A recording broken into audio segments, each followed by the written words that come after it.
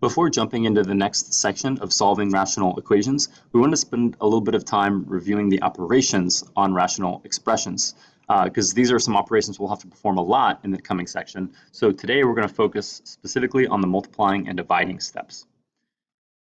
Now, this first basic example is something that was actually covered in your prereq notes that we did in the first week of school. So don't forget, for multiplying and dividing fractions, you do not need a common denominator. And when you're multiplying, you just go straight across, top times top and bottom times bottom. Now, sometimes you'll find situations where you can do a little bit of reducing before you actually perform those operations. Because in this case, for example, instead of multiplying 30 times 49 and 7 times 12, I actually see that even though it's not within the same fraction, but from the adjacent fraction, I see some common factors. 7 and 49 are both divisible by 7. So when you're multiplying, you can reduce not only from within the same fraction, but from the adjacent fraction. Anything that's being multiplied together, if you see a number on top and a number on the bottom, you can reduce those accordingly. The same thing also happens with the 12 and the 30. Even though they are not within the same fraction, I know that both of these are divisible by 6. So if I divide 12 by 6 and 30 by 6, I get much smaller numbers to work with. So now on top, I can just evaluate 1 times 2. And on the bottom, I can evaluate 5 times 7.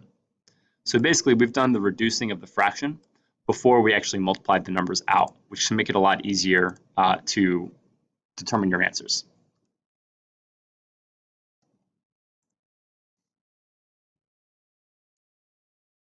I'm not going to work this one out, but I just wanted to remind you that when you see the division symbol, don't forget your keep, change, flip rule.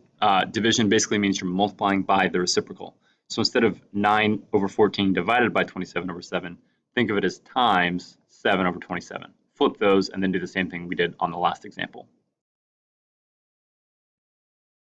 Now, some examples will just be asking you to simplify a single rational expression, so you're not performing any operations on this. Your process is that you need to do any factoring that you can. So on top, don't forget to look for a GCF first. I see that both of those have an x in common, so I can take that out. And then be sure that after you've done your factoring, if I redistributed, I can check my answer to make sure I did it correctly, because I would get x squared plus 10x, which is what I have here. So I know I factored that correctly by redistributing. On the bottom, I see that both of these are divisible by 7, so that's my GCF here. And that would leave me with x plus 10. And again, I can check to make sure that's right, because if I distributed, that would be 7x plus 70, which is what I have here originally. Now that I've done that factoring, I recognize that I have some common terms on the top and the bottom, so you can cancel those out. A number divided by itself is 1, so it doesn't affect anything. So my simplified answer here would just be x over 7 in this case.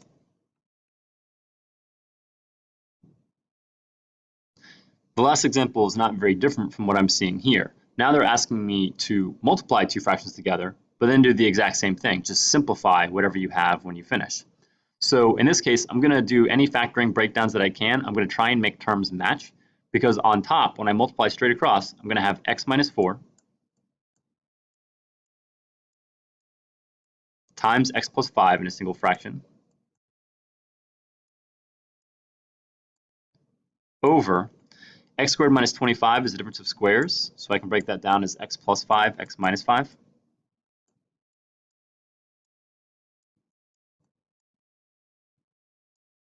And then here's a tricky step that will happen fairly frequently.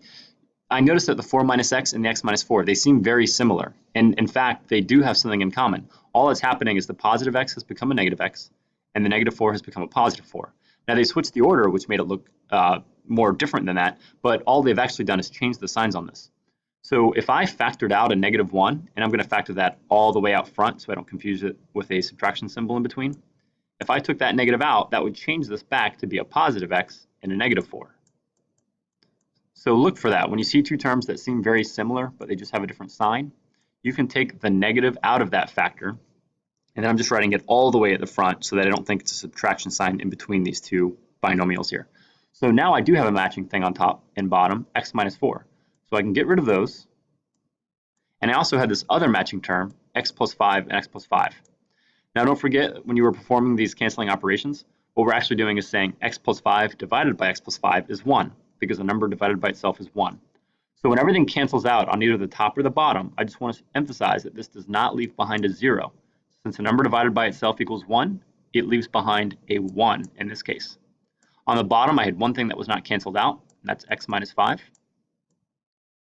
And then for the negative sign, we don't really like leaving the negatives in a denominator. I could put parentheses and put it down there, but that's not a very common way of expressing your answer in this case. Usually we either pull the negative out front of the whole fraction, or sometimes it just gets put into the numerator. So I can write it as negative 1 over x minus 5. Now MATLAB should accept your answer either place that you put the negative, but do avoid putting it in the denominator of the fraction. I'm not as sure that it would accept that as an answer, since that's not a common way of expressing our final solutions here. So I'm going to put negative 1, and I'm going to divide this by the factor x minus 5.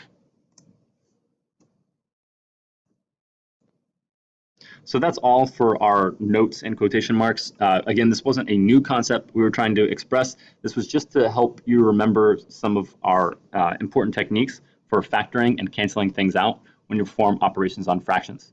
And tomorrow we'll look at adding and subtracting, which is a little more complicated because you do need a common denominator for those, but you do not need it for multiplying and dividing. If you have a dividing question, don't forget to do keep, change, flip, and then it's the exact same as the multiplication process. So that's all. Thank you, guys.